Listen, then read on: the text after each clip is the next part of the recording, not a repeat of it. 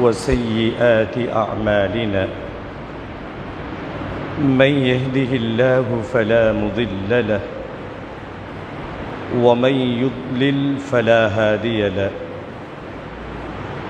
وأشهد أن لا إله إلا الله وحده لا شريك له وأشهد أن محمدًا عبده ورسوله أرسله بالحق بشيرا ونذيرا وداعيا إلى الله بإذنه وسراجا منيرا فقد قال الله تعالى في كلامه العظيم والفرقان المجيد أعوذ بالله من الشيطان الرجيم بسم الله الرحمن الرحيم يا أيها الناس اتقوا ربكم الذي خلقكم من نفس واحدة وخلق منها زوجها وبث منهما رجالا كثيرا ونساء واتقوا الله الذي تساءلون به والأرحام إن الله كان عليكم رقيبا يا أيها الذين آمنوا اتقوا الله حق تقاته ولا تموتن إلا وأنتم مسلمون يا أيها الذين آمنوا اتقوا الله وقولوا قولا سديدا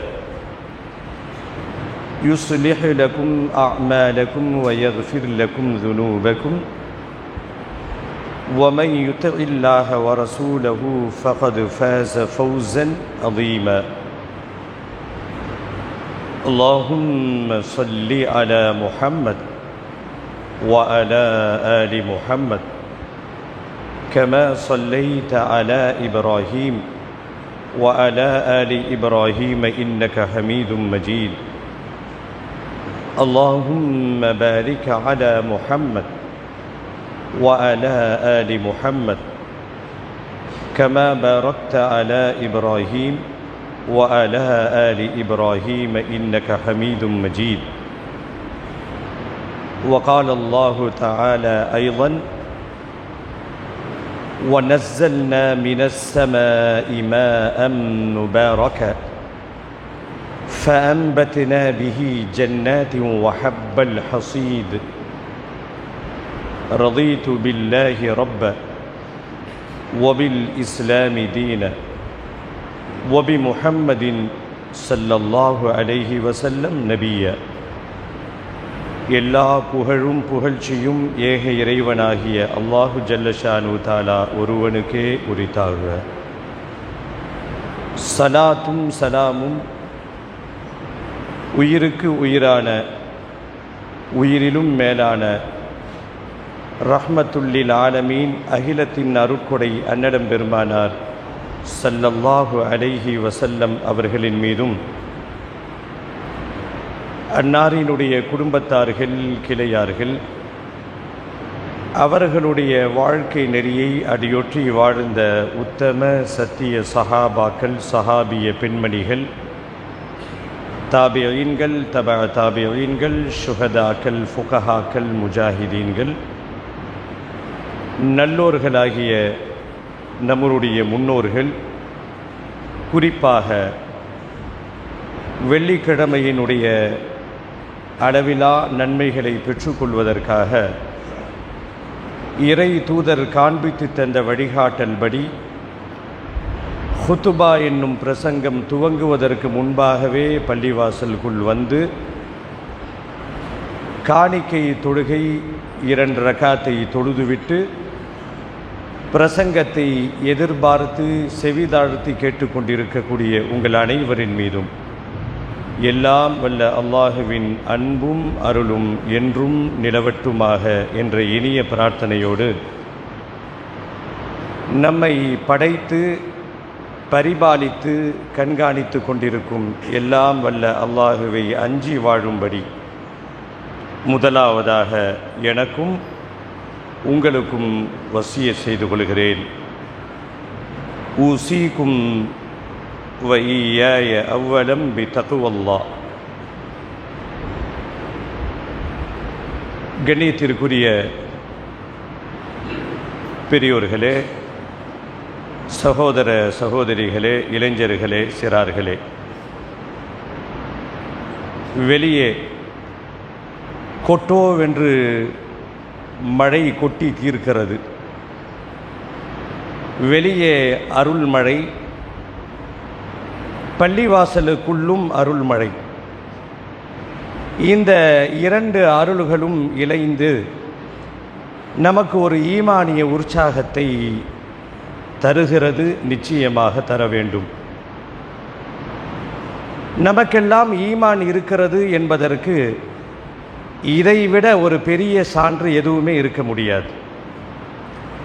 மழை கொட்டுகிறது, வீட்டுக்குள் இதமாக, அறைக்குள் இதமாக போர்வை போர்த்தி கொண்டு படுத்தால் இதமாக இருக்கும்.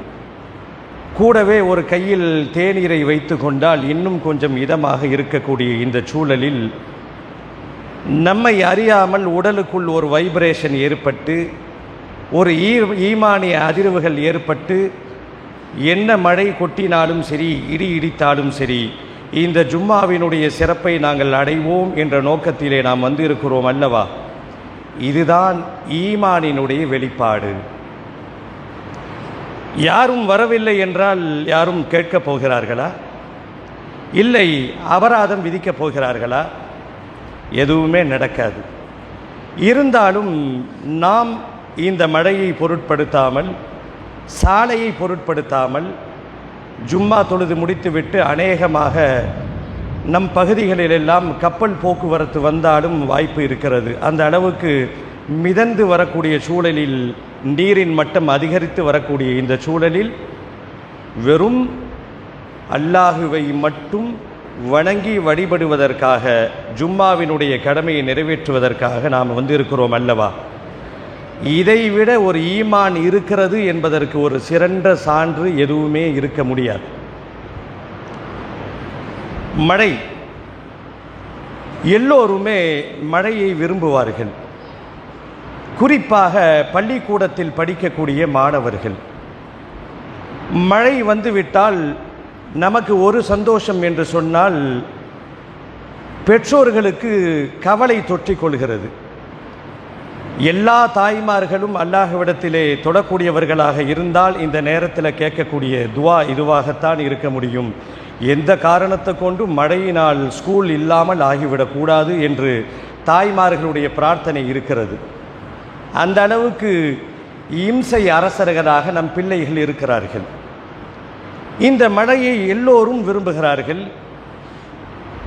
பள்ளி மாணவர்கள் கொஞ்சம் அதிகமாக விரும்புவார்கள். காரணம், விடுமுறை கிடைத்து விடுகிறது. இந்த மழையை பற்றி குர்ஆனும் ஹதீஸும் புரட்டி பார்த்தால் சயின்ஸ் எல்லாம் வெறும் குப்பை. பொதுவாக இஸ்லாத்தினுடைய அடிப்படை தத்துவம் ஒன்று இருக்கிறது.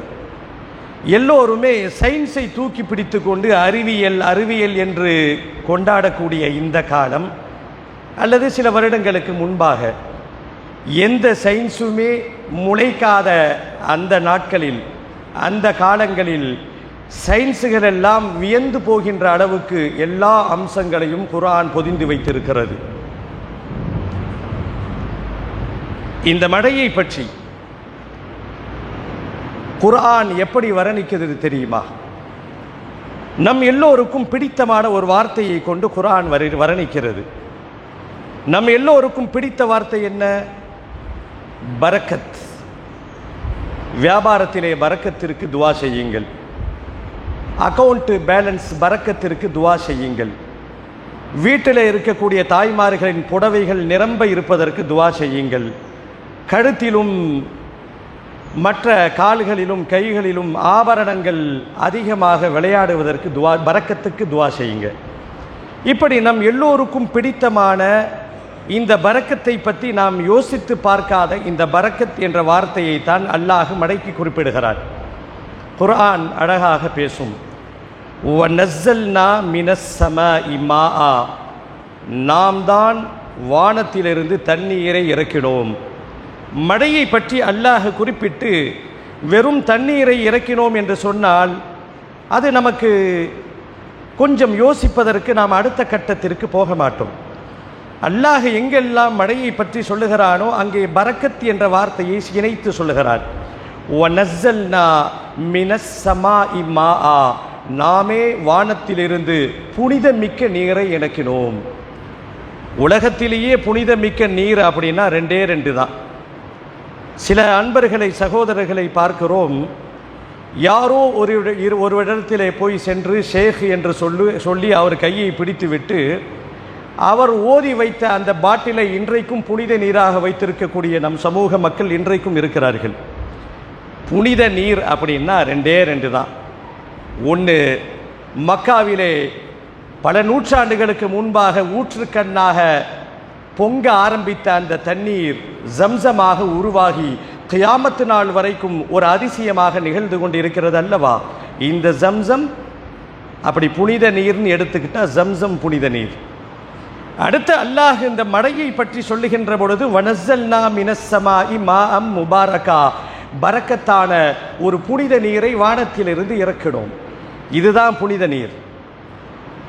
பரக்கத்திற்கும் மழைக்கும் அப்படி என்னங்க வித்தியாசம் இருக்கிறது? இந்த பரக்கத் இருக்கிறதே அது ஒரு அதிசய பொருள். வியாபாரத்திலே லாபங்கள் சம்பாதிப்பதற்கு பேர் பரக்கத் அல்ல. சிலர்கள் ஒரு 100ஐ எடுத்து கொண்டு முதலீடாக வைத்து சில 50களையும் சில 100களையும் 1000களை வைத்து லட்சங்களையும் சம்பாதிப்பார்கள். இது பரக்கத் அல்ல, இது லாபம். பரக்கத் அப்படின்னா நாம் நல்லா விளங்கணும். அப்படின்னா மக்காவை பார்த்தால் பரக்கத்து நமக்கு என்னன்னு தெரிஞ்சிடும். புனித மக்காவை பற்றி அல்லாஹ் சொல்லுகின்ற பொழுது இன்ன அவ்வள பைத்தியும் உதியா லின்னாசி லல்லதி பி பக்கத்த முபாரகா, பரக்கத்தான பூமி என்று சொல்லுகிறான். அப்படி என்ன பரக்கத்து மக்காவிலே வந்து விட்டது? மக்கா என்பது ஒரு பொட்டல் பூமி, ஒரு வறண்டு போன ஒரு காடு. யாருமே உலகத்திலே அதன் பக்கம் பார்த்திராத பார்க்கவும் ஆசைப்படாத ஒரு பகுதி. ஒரு சம்பவத்தை அல்லாஹ் நிகழ்த்தி வைத்து கோடான கோடி இஸ்லாமியர்கள் அங்கே வருடம் செல்ல வேண்டும் என்ற ஒரு எண்ணத்தை உருவாக்கி இன்றைக்கு மக்காவை நீங்கள் பார்த்தீர்கள் என்று சொன்னால் ஒரு அதிசயத்தை விளங்கலாம். வெறும் பொட்டல் பூமியாக இருந்த அந்த மக்கா இன்றைக்கு சொர்க்க பூமியாக மாறி இருக்கிறது. இது பரக்கத்து. எங்குமே இன்னும் எதுவுமே அங்கே விளையாது. எந்த பழங்களும் மக்காவிலே விளையாது, சவுதியிலே விளையாது, பேரித்த பழத்தை தவிர. எல்லா ஃப்ரூட்ஸ்களும் மற்ற நாடுகளை கிடைக்காத பழங்கள் எல்லாம் மக்காவிலே பார்க்கலாம். அது பரக்கத். இந்த பரக்கத் என்பது ஒரு அதிசயம். இந்த பரக்கத்தை அல்லாஹ் மழையோடு ஒப்பிட்டு சொல்கிறான், மழை பரக்கத் என்று. இது எப்படி பரக்கத்தாக மாறும்? இந்த மழை பொழிவு எப்பொழுது தடை பெறுகிறதோ அப்பொழுதுதான் நம் ஆட்டம் திண்டாட ஆரம்பித்து விடும். என்னால் வைஃபை இல்லாமல் இருக்க முடியாது, என்னால் இன்டர்நெட் கனெக்ஷன் இல்லாமல் இருக்க முடியாது என்று சொல்லி திருகிறோமே, என்றைக்காவது தண்ணீர் இல்லாமல் நம்மால் வாழ முடியுமா என்று யோசித்து இருக்கிறோமா? எனக்கு வைஃபை முக்கியம், எனக்கு இன்டர்நெட் கனெக்ட் முக்கியம், இதெல்லாம் இல்லாமல் எப்படி வாழ முடியும் என்று இன்றைய யூத்துகள் முதல் வயதானவர்கள் வரை எல்லா தரப்பு மக்களும் புலம்பி தள்ளுகிறோமே. இது இல்லாமல் இருந்தாலும் வாழ்ந்து விடலாம் மழையினால். அதனால் தான் தமிழிலே அழகாக சொல்லுவார்கள், மழை துளி உயிர் துளி அப்படின்னுவாங்க. குரான் இந்த வார்த்தையை குரான் பல நூற்றாண்டுகளுக்கு முன்பாகவே சொல்லிவிட்டது. வஜஅல்னா மினல் மாஇ குல்ல ஷைஇன் ஹை, எல்லா உயிரினங்களும் தண்ணீரால் நிலை பெறுகிறது. மழை இல்லை என்று சொன்னால் நம்மால் யோசித்து கூட பார்க்க முடியாது. நாம் எல்லாம் ஆட்டம் காண ஆரம்பித்து விடுவோம். உலகத்தினுடைய புகழ் பெற்ற ஒரு விருது. இந்த விருதை மக்கள் எதிர்பார்த்து கொண்டிருக்கிறார்கள். இந்த விருதை யாருக்கு தரப்போறாங்க? நோபல் பரிசு அப்படின்னு ஒரு விருதை எல்லோருமே எதிர்பார்த்து கொண்டிருக்கிறார்கள். இந்த விருதை யாருக்கு தரப்போறாங்க? பத்திரிகையாளர்கள்லாம் அந்த அறிவிப்பு வருவதற்கு முன்பாக அப்படியே ஃபோக்கஸ் யாருக்கு கொடுக்க போறாங்கன்னு கவனமாக உன்னிப்பாக கவனிக்கிறாங்க. அந்த விருதை ஒரு பெண்மணிக்கு, ஒரு அட்ரஸ் இல்லாமல் இருந்த ஒரு பெண்மணிக்கு கொடுக்கப்படுகிறது. ஏன் அந்த விருதை கொடுக்கப்படுகிறது? அந்த பெண்மணி தன்னுடைய வாழ்நாளில் பல லட்சம் மரக்கன்றுகளை நட்டி பல லட்சங்கள் மரத்தை வளர்த்த காரணத்தினால் அந்த பெண்ணுக்கு இந்த பரிசு. காரணம் கேட்கப்பட்ட போது ஒரு அலட்சியமாக நிருபர்கள் கேட்கிறார்கள், மரம் வளர்த்ததற்கு உங்களுக்கு இவ்வளவு பரிசா? அப்பொழுது அந்த பெண்மணி சொன்னதாக செய்தி பத்திரிகையில் பார்க்கிறோம், அடுத்த உலக போர் ஒன்று வருதுன்னா அது பெட்ரோலுக்கோ டீசலுக்கோ அணு ஆயுதத்திற்கோ வராது, மழையினால்தான், தண்ணீருக்காக வேண்டி தான் வந்தால் அடுத்த போர் தண்ணீருக்காக வேண்டி வரும். இந்த தண்ணீரை மரங்கள் பெற்று தருகிறது, அதை நான் வளர்த்தேன் என்று விளக்கம் கூறிய அந்த செய்தியை குர்ஆனோடு ஒப்பிட்டு பார்க்கிறோம். அல்லாஹ் சொல்லுகிறான், மழை ரஹ்மத், மழை பரக்கத் என்று அல்லாஹ் சொல்லுகிறான். இந்த மழை மனித குலத்திற்கு சவால் விடுகிறது. எந்த மனிதன் தனக்கு எல்லாம் தெரியும், நான் ராக்கெட் விடுவேன், கண்டம் விட்டு கண்டம் பாய்கின்ற அளவுக்கு ஏவுகணையில் செலுத்துகின்ற ஆற்றல்களை நான் பெற்றிருக்கிறேன் என்றெல்லாம் இருமாப்போடு பேசிக்கொள்கிறானோ, என்னால் நாசாவுக்கு செல்ல முடியும், என்னால் விண்வெளிக்கு சென்று ஷவர்மா சாப்பிட முடியும் என்று வீடியோ எடுத்து மக்களை பிரமிப்பில் ஆழ்த்துகிறார்களே, குர்ஆனிலே ஒரு 5 விஷயத்தை பற்றி மக்கள்கிட்ட அல்லாஹ் சவால் விடுறான். உன்னால் முடியுமா? உன்னால் முடியும் என்று சொன்னால் 5 விஷயத்தை நீ கொண்டு வா என்று குர்ஆன் சவால் விடுகிறது. விஞ்ஞானம் தோற்று போகக்கூடிய இடம் பல இடங்கள் இருக்கு, அதில் மழையும் மனிதர்களை கையாளாகாத தன்மைக்கு கொண்டு போய் சேர்த்து விடுகிறது. அல்லாஹ் குர்ஆனிலே விடுக்கக்கூடிய 5 சவால்கள், இன்னல்லாஹ இந்தஹு இல்முஸ் ஸாஅ, யுக முடிவு நாள் எப்பொழுது, கியாமத்து நாள் எப்பொழுது வரும் என்று மக்கள் கேட்கிறார்கள். நாம் நம்பிக்கை கொண்டு இருக்கிறோம். இதை யாராவது கண்டுபிடிக்க முடியுமான்னா யாருனாலையும் முடியாது. அல்லாஹ் நாடினால் அது எப்போ நடக்கும், அது எந்த விதத்திலே வரும் என்ற அறிவிப்புகள் நமக்கு வந்திருக்கிறதே ஒழிய கியாமத் எப்பொழுது என்று யாராலும் சொல்ல முடியாது. 2000 உலகம் அழியும் என்று சொன்னார்கள் சில கூட்டங்கள். 2000 கடந்து 25 தாண்டி வீறு நடை போட்டு சென்று கொண்டு இருக்கிறோம். கியாமத்தை அல்லாஹ் மட்டுமே அறிவான். விஞ்ஞானம் தோற்று போகக்கூடிய இடம் இது. அடுத்து அல்லாஹ் சொல்லுவான், வயுனஸ்ஸிலுல் கைஸ், அவன்தான் மழையை இறக்குகிறான். இப்பொழுது கூட நீங்கள் பத்திரிகை செய்தி, தொலைக்காட்சி செய்திகளை நீங்கள் பார்த்தால், நான் சின்ன வயது முதல் கொண்டு பார்த்து வருகிறேன், எந்த மழையினுடைய ஆராய்ச்சி செய்யக்கூடிய அந்த அமைப்பும் எந்த நிறுவனமும் அதனுடைய பொறுப்பில் உள்ளவர்களும் மழை பெய்யும் என்று யாருமே சொல்ல மாட்டார்கள். இப்படி ஏற்பட்டு இருக்கிறது, மழை பெய்யக்கூடும் என்று சொல்லுவார்கள். பாருங்கள், நேற்று இரவு மழை, முந்தானேற்று இரவு மழை பொழிந்தது, பள்ளி கல்லூரிகள் விடுமுறை விடப்பட்டது. அதிகாலை நேரத்திலே சூரியன் சிரித்து கொண்டு பல்லை காட்டியது. லுஹர் தொழுகைக்கெல்லாம் ஏசி போடலாமா என்று ஏங்குகின்ற அளவுக்கு சிலர்கள் சென்றுவிட்ட சூழல் நேற்று முந்தைய சூழல். நேற்று இரவு எந்த அறிவிப்பும் இல்லை, பள்ளி விடுமுறை என்று யாரும் அறிவிப்பு செய்யப்படவும் இல்லை. காரணம் கண்டுபிடிக்க முடியவில்லை. அதிகாலை நேரத்திலே மழை பொழிய ஆரம்பித்தது. ஆஹா, பள்ளி விடுமுறை விட்டிருந்தால் நல்லா இருக்குமோ என்று ஏங்குகின்ற அளவுக்கு நாம் பேச ஆரம்பித்திருக்கிறோம் என்று சொன்னால், வயுனஸ்ஸிலுல் கைஸ், இந்த மழை பொழிவை அது எங்கே பொழிய வைக்கப்பட வேண்டும், எப்படி பொழிய வைக்கப்பட வேண்டும், எந்த மாவட்டங்களில் வரும், எந்த மாவட்டத்துக்கு எவ்வளவு பொழியணும் என்பதை அல்லாஹ் மட்டுமே அறிந்தான். அல்லாஹ் மட்டுமே அறிவான். சயின்ஸ் தோற்று போகக்கூடிய இடம், விஞ்ஞானம் மண்டி இடக்கூடிய இடம் இந்த இடம். யாராவது சொல்ல முடியுமா? மழை பெய்யும் என்று கன்ஃபார்மாக சொல்ல முடியுமா? அறிவிப்பாளர்கள் இப்படி சொல்லுவார்கள், மழை பெய்யக்கூடும். ஆம், பெய்யும் என்று சொல்லுவார்கள், பெய்யாது. மழை பெய்யும் என்று சொல்லுவார்கள், மழை பெய்யாது. மழை பெய்யாது என்று சொல்லுவார்கள், மழை பெய்ய ஆரம்பித்துவிடும். இங்கேதான் மனிதன் தோற்று போகக்கூடிய இடம். சயின்ஸ் தோற்றுவிட்டது. அல்லாஹ் தன்னுடைய வல்லமையை நிரூபித்துக் கொண்டிருக்கிறார். மழை கொஞ்சமா நெஞ்சமா? எவ்வளவு பேசலாம் மழையை பற்றி. இந்த மழை நேரத்தில் நாம் குறைந்தபட்சம் சில சிந்தனைகள் நமக்குள்ளே வரணும். அதில் முதல் சிந்தனை, கொஞ்சம் வசதியானவர்கள் இந்த மழையை வந்த உடனே எப்படி யோசிப்பாங்கன்னா, வீட்டில் எதை வாங்கி கொடுத்து சமைச்சு இந்த குளிருக்கு எது இதமாக இருக்கும் அப்படின்னு சொல்லி சில ஆயிரங்கள் கூட செலவழித்து உணவை உண்பவர்கள் இந்த நேரத்திலே இருக்கிறார்கள், மறுக்க முடியாது. அதே நேரத்திலே மழை பொய்ய ஆரம்பித்து விட்டால், இன்றைக்கு என்னால் வேலைக்கு போக முடியாது, இன்றைக்கு எனக்கு ஒரு சம்பளம் கிடைக்காதே, என் மனைவிக்கு மருந்து வாங்க வேண்டுமே, என் பிள்ளை அது கேட்டானே, என் மகள் அது கேட்டாளே என்று தினக்கூலிகளாக இருப்பவர்களுடைய பாடு கொஞ்சம் சிரமம்தான். நாம் மிதப்பிலே இருப்பவர்களுடைய சிந்தனை வேறு மாதிரி இருக்கும். இந்த மழை பொழிந்ததற்கு காரணத்தினால் அதன் மூலமாக வியாபாரங்கள் தடைப்பட்டு தவிக்கின்ற எத்தனையோ குடும்பங்கள் நம் அருகாமையில் இருக்கலாம்.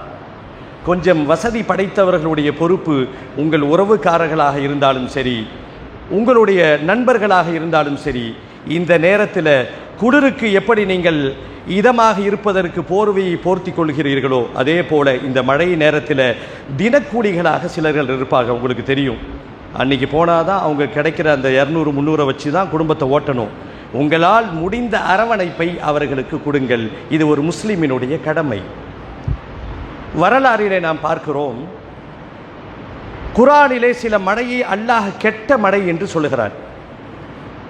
அது என்ன கெட்ட மழை, நல்ல மழை? குர்ஆனினுடைய வரலாறு நம்மை எல்லாம் நடுநடுங்க செய்ய வைக்கக்கூடிய ஒரு வரலாறு. இந்த மழை ரஹமத்தா அல்லது லானத்தா? இந்த மழை சாபமா அல்லது வரமா என்று பார்த்தால், ஒரு குறிப்பிட்ட அளவுக்கு மழை பெய்தால் அது வரம். ஒரு குறிப்பிட்ட இடத்திலே தேவையானவர்களுக்கு அந்த மழை பொழிந்தால் அது வரம். நமக்கெல்லாம் தெரிந்திருக்கும், காயல்பட்டினத்திற்கும் மழையும் சொல்லிக் கொடுக்க வேண்டிய அவசியம் இல்லை. சில வருடங்களுக்கு முன்பாக என்ன நடந்துச்சுன்னே நமக்கு தெரியல. ஆனால் வெளியில் இருப்பவர்கள் 3 நாட்களுக்கு பிறகு நெட்வொர்க் கிடைத்ததற்கு பிறகு, அன்று அந்த 3 நாள் நடந்த சம்பவம் கண்டிப்பாக ஒரு ஆச்சரியமான சம்பவம் தான். நெட்வொர்க் இல்லை, ஒரு குறிப்பிட்ட நபர்கள் அங்கே போனால் கிடைக்கும் என்று சொல்லி அங்கே ஒரு கூட்டம் போய் நின்று டவர் கடையில் நின்று பேசினது, இதெல்லாம் ஒரு 3 நாளில் நம்ம பட்ட பாடு பெரிய பாடு. இங்கே என்ன நடக்குதுன்னு நமக்கு தெரியல. வெளியிலே இருப்பவர்கள் கேட்கிறார்கள், காயல்பட்டினத்திலா வசிக்கிறீர்கள், நன்றாக இருக்கிறீர்களா? இப்படி வரலாறு காணாத மழை என்று சொல்கிறார்களே, இந்த மழை சென்னையிலே பொழிந்தால் சென்னை நாசமாயிருக்கும் என்று சொல்கிறார்களே, எப்படி தாங்குகிறீர்கள்? இப்போ இந்த இடத்துல பாருங்க, ஈமான் பலகீனமானவர்கள்ட்ட சில பதில் வருது. இந்த மழை நம்முடைய ஈமானை போக்கக்கூடிய மழையாக கூட இருக்கிறது. எதன் காரணமாக மழை பொழிகிறது? விஞ்ஞானம் வளிமண்டலம் சளிமண்டலம் என்னெல்லாம் சொல்லணும், அது நமக்கு தேவையில்லை. அல்லாஹ் நாடுகிறான், மழையை பொழிய வைக்கிறான். அவன் தேவையான அளவுக்கு தேவையான இடத்திலே மழையை பொழிய வைக்கிறான். ஆனால் இந்த நேரத்தில், இந்த 2 வருஷத்துக்கு முன்னாடி நடந்த அந்த மழை, அந்த கடும் மழையப்போ நடந்த அந்த சேதத்தில் காயல்பட்டினம் ஓரளவுக்கு ஊருக்குள்ளே பெரிய பாதிப்பு இல்லை. அப்போது சில சகோதரர்கள் ஈமானை இழந்தார்கள். அவர்கள் சொன்ன காரணம் என்ன? எங்கள் ஊரில் அவர் அடங்கி இருக்கிறார், அதன் காரணமாக எங்கள் ஊருக்கு சுனாமியும் வராது, எங்கள் ஊர் தப்பித்துக் கொள்கிறது என்று இந்த நம்பிக்கையை கொண்டு போய் வேறு ஒருத்தரின் மீது சாட்டிவிட்டு மழையினால் ஈமானை இழந்தவர்களும் இருக்கிறார்கள். எச்சரிக்கையாக கையாள வேண்டக்கூடிய ஒரு தருணம் இந்த தருணம். ஆம் அன்பு உறவுகளே, மழை அல்லாஹ்வினுடைய ரஹ்மத். அதே சமயத்தில் இந்த ரஹ்மத் அளவுக்கு அதிகமாக தேவையில்லாமல் பெய்ய ஆரம்பித்து விட்டால் அது சாபமாக மாறிவிடுகிறது. அப்போ இந்த நேரத்தில் நாம் என்ன செய்யணும் என்பதை அடுத்த அமர்விலே, மழைக்கான உபகரணங்களை மார்க்கம் கற்றுத்தருகிறது. இன்ஷா அல்லாஹ் அடுத்த அமர்விலே அதை பற்றி நாம் பேசுவோம். யா அய்யுஹல்லதீன ஆமனு தகுல்லாஹ ஹக்க துகாதி வலா தமூதுன்ன இல்லா வஅன்தும் முஸ்லிமூன்.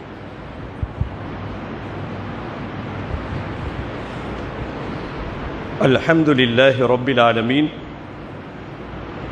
والصلاة والسلام على سيد الأنبياء والمرسلين وعلى آله وأصحابه أجمعين. கண்ணியத்திற்குரிய அல்லாஹ்வின் நல்லடியார்களே, நான் பிரசங்கத்தினுடைய ஆரம்பத்திலே ஒரு செய்தி சொன்னேன். நீங்கள் மன மகிழ்ச்சி அடைந்து கொள்ளுங்கள், உங்களுடைய உள்ளத்திலே உற்சாகம் பொங்கி வடியட்டும். என்ன காரணம்? எவ்வளவு மழை பொழிந்தாலும், நம் பள்ளிக்கு வருவதற்கு எவ்வளவு இடையூறுகள் இருந்தாலும் அதையெல்லாம் பொருட்படுத்தாமல் இந்த ஜும்மாவினுடைய கடமையை நிறைவேற்ற வேண்டும் என்ற நோக்கத்திலே பள்ளிவாசலுக்கு நாம் வந்திருக்கிறோம் அல்லவா? இது நமக்கெல்லாம் இறை நம்பிக்கை இருக்கிறது என்பதற்கு ஒரு சரியான சான்றாக இருக்கிறது. சந்தோஷம் அடைந்து கொள்வோம். முதல்ல இந்த மழை நேரத்தில் நிறைய உபகரணங்கள்லாம் நாம் வச்சுருப்போம். நினையாமல் இருப்பதற்கு குடை, ரெயின் கோட்டு இப்படியெல்லாம் வைத்திருப்போம். இதை தாண்டி இஸ்லாம் சில உபகரணங்களை நமக்கு தருகிறது. மழை நேரத்தில் சேஃப்டி முக்கியம். எந்த safety? Rain coat safety, umbrella safety எல்லாம் தனியாக வச்சுட்டு இஸ்லாம் சில சேஃப்டிகளை நமக்கு கற்றுத்தருகிறது. மழை நேரத்தில் நாம் என்ன செய்யணும்? நீங்கள் எல்லாம் பார்த்திருப்பீர்கள், இந்த மழை வருவதற்கு முன்பாக அப்படியே ஒரு ஃப்ளாஷ் வரும். இந்த ஃப்ளாஷ் வந்த உடனே கண்ணை பறிக்கிற மாதிரி இருக்கும். அடுத்த கனப்பொழுதிலே இடி இடிக்க ஆரம்பித்து விடும். இதெல்லாம் குர்ஆன் விலாவரியாக பேசுகிறது. அப்போ மின்னல் வெட்ட நேரத்தில், இந்த இடி இடிக்கிற நேரத்தில் மரத்துக்கு அடியில் நிற்காதீங்க, இப்படி நிற்காதீங்கன்னா பொதுவாக சுகாதாரத்துறை சொல்லும். அதெல்லாம் நம்ம பாதுகாக்கணும். அடுத்து இப்போ நான் சொல்லக்கூடிய இந்த துவா, அல்லாஹ்வினுடைய பாதுகாப்பை விட உலகத்தில் ஒரு சிறந்த பாதுகாப்பு எதுவுமே இல்லை. நாம் வாகனத்தில் செல்பவர்களாக இருக்கலாம், நடந்து போகிறவங்களாக இருக்கலாம். இந்த மழை நேரத்தில் கொடை எப்படி முக்கியமோ, மற்ற உபகரணங்கள் எப்படி முக்கியமோ, அதே போல வெறும் இலகுவாக மார்க்கம் கற்றுத்தருகின்ற இந்த துவாவை நாம் செய்து கொள்ள வேண்டும். முதல் துவா, பெருமானார் ஸல்லல்லாஹு அலைஹி வஸல்லம் அவர்கள் மழை பொழிய ஆரம்பித்து விட்டால் ஷார்ட்டாக ஸ்வீட்டாக ஒரே ஒரு துவா கேட்பாங்க. அல்லாஹும்ம, நீங்கள் மனசுக்குள்ளேயே சொல்லி பாருங்கள், அல்லாஹும்ம யா அல்லாஹ் சய்யிபன் நாஃபியா, இந்த மழையை கஷ்டத்திற்குள்ள மழையாக ஆக்கிறாது. இது கஷ்டமான மழையா அல்லது இதமான மழையான்னு அது அடுத்த கட்டம் எப்படி போகிறதுன்னு அதை வச்சு தான் நமக்கு தெரியும். ஒரு அழகான துவா, சய்யிபன் நாஃபியா, இந்த மழையை ஒரு பயனுள்ள மழையாக ஆக்கிவை. இது யாருக்கு பயன் என்பது நமக்கு விவசாயிகளுக்கு இதனுடைய பயன் தெரியும். கடை வைத்திருப்பவர்களுக்கு மழை சிரமம்னு சொல்லுவாங்க. கஸ்டமர் வரமாட்டேங்கிறாங்க, இவங்க வரமாட்டேங்கிறாங்கன்னா அவங்களுடைய அக்கப்போர் வேறு. ஆனால் இது மழை யாருக்கு பயனுள்ளதாக இருக்குமோ அவர்களுக்கு இந்த மழையை நீ இறக்குவாயாக, பயனுள்ளதாக ஆக்கிவி. அடுத்ததாக, கொஞ்சம் மழை அதிகரித்து விட்டால், ரொம்ப மழை கூடிருச்சு, பயமாக இருக்குது அப்படின்னா அல்லாஹும்ம அப்படியே அதை வச்சுக்கிட்டு அல்லாஹும்ம ஹவாலைனா வலா அலைனா, முதல்ல சய்யிபன் நாஃபியா, ரெண்டாவது ஹவாலைனா வலா அலைனா, இந்த துவா. அடுத்து மிக முக்கியமான ஒரு துவா, நீங்கள் எல்லாம் அவசியம் தெரிஞ்சுக்கணும். இந்த இடி இடிக்கும் பொழுது கடுமையான ஒரு அச்சம் நமக்கு ஏற்படும். இப்போ நான் வண்டியில் வந்துட்டு இருக்கும்போது கூட ஒரு 4-5 இடத்துல சிலர்கள் எல்லாம் ஓடி போய் ஒதுங்க ஆரம்பித்து விட்டார்கள். இப்போ இந்த நேரத்தில் நாம் ஓத வேண்டிய முக்கியமான துவா, ரொம்ப முக்கியமானது, சேஃப்டி. சுபஹானல்லதி யுஸப்பிஹுர் ரஅது பிஹம்திஹி வல் மலாயிகத்து மின் ஹீஃபதி, அல்லாஹ் பரிசுத்தமானவன், அவனுடைய புகழை கொண்டு என்ன பண்ணுது, இடியும் அல்லாஹுவை துதிபாடுகிறது. நம்மளுடைய பார்வையில் இடி இதெல்லாம் வேறு விதமாக சயின்ஸ் கூறும். ஒரு ஆன்மீக பார்வை என்ன சொல்லுது, இந்த இடி அல்லாஹுவை நினைவு கூறுகிறது, துதிபாடுகிறது. வல் மலாயிகத்து மின் ஹீஃபதி, வானவர்களும் இறை அச்சத்தினால் அல்லாஹுவை தஸ்பீஹ் செய்கிறார்கள். இந்த துவாவை அவசியம் கண்டிப்பாக நீங்கள் தொழுகை முடித்த உடனே புக்குகளில் இருக்கும், இல்லை யார்கிட்டையாவது கேட்டு இந்த துவா மனப்பாடம் செஞ்சுக்கோங்க. சுபஹானல்லதி யுஸப்பிஹுர் ரஅது பிஹம்தி வல் மலாயிகத்து மின் ஹீஃபதி, இது போன்ற உபகரணங்களை நாம் பயன்படுத்தி கொண்டு மழையினுடைய அந்த தீமையிலிருந்து அல்லாஹ்விடத்தில் நாம் பாதுகாவல் தேடுவோம். மழையினுடைய நன்மைகளை அல்லாஹ்விடத்தில் கேட்போம். எல்லாம் வல்ல அல்லாஹ் நம் அனைவருக்கும் இந்த மழை நமக்கு சுகமானதாக, இந்த மழையின் மூலமாக எந்த பாதிப்பும் ஏற்படுத்தாத ஒரு அம்சத்தை அல்லாஹ் நமக்கும் நம்முடைய சுற்றுப்புறத்தில் உள்ளவர்களுக்கும் அல்லாஹ் தந்தருவானாக. அது மட்டும் அல்ல, அன்பு சகோதரர்களே, இப்போ பள்ளிவாசலில் அழகாக தொழுதிருக்கீங்க. நானும் ஆரம்பத்தில் ஜும்மாவுக்கு முன்னாடி நினச்சேன், யாரும் பள்ளிவாசலுக்கு ரொம்ப கூட்டம் குறைவாக இருப்பாங்களோ என்ன பண்ணுறதுன்னு யோசித்தேன். மற்ற நேரத்தை விட இன்றைக்கு கூட்டம் அதிகரித்திருக்கிறது. அல்லாஹ் நம்மளுடைய உற்சாகத்தை, ஈமானிய உற்சாகத்தை அல்லாஹ் கபூலாக்கணும். ஒரு செய்தி. அடுத்து, இந்த மழை நேரமாக இருக்கிறனால நீங்கள் வழக்கம் போல் சலாம் கொடுத்து விட்டு 5G வேகத்தில் யாரும் வெளியில் போக வேணாம். ஏன்னா நமக்கு பழகிட்டோம். ஒரு சலாமை கொடுத்த உடனே அடுத்த சலாம் கழுத்து திரும்புறதுக்குள்ளே கால் வெளியில் தான் நிற்கும். தயவு கூர்ந்து 5G வேகத்தில் யாரும் பள்ளிவாசலை விட்டு வெளியில் போக வேணாம். அப்படி போகணுமாக இருந்தால் 2G வேகத்தில் நடந்து செல்லுங்க. டைல்ஸ் ஒட்டப்பட்டு இருக்கிறது, வழுக்குவதற்கு வாய்ப்பு இருக்கிறது. ரொம்ப நிதானமாக கை கொடுத்து சலாம் சொல்லிட்டு போங்க. அடுத்து மழை பொழிஞ்ச உடனே பள்ளிவாசலில் தண்ணி, மேடையும் தண்ணி. இதை பள்ளியினுடைய பொறுப்பாளர்கள் போய் வெறும் பிலால் முஅத்தின் மட்டும் இல்லாமல் பொறுப்பாளர்கள்னால் இப்படி தான் இருக்கணும். வெறும் உத்தரவு போடுபவர்களாக இருக்கக்கூடாது. நான் முத்தவல்லி, நான் அவன் அமீரெல்லாம் இல்லாமல், அமீர் என்று சொன்னால் களத்திலே இறங்க வேண்டும். நம் பள்ளியிலே முஅத்தினோடு சேர்ந்து பள்ளிவாசலை மேலே சுத்தம் செய்த காரணத்தினால்தான் நாம் தொழுக முடிந்திருக்கிறது என்பதையும் நாம் இந்த நேரத்திலே தெரிந்து கொண்டோம். அவர்களுக்காக வேண்டி துவா செய்வோம். எல்லாம் வல்ல அல்லாஹ் நம் அனைவரையும் நல்ல விஷயங்களில், நல்ல அறங்களில் அல்லாஹ் நம் அனைவரையும் ஒன்று சேர்ப்பானாக. யா அய்யுஹல்லதீன ஆமனு தகுல்லாஹ ஹக்க துகாத்தி வ லா தமூதுன்ன இல்லா வ அன்தும் முஸ்லிமூன்.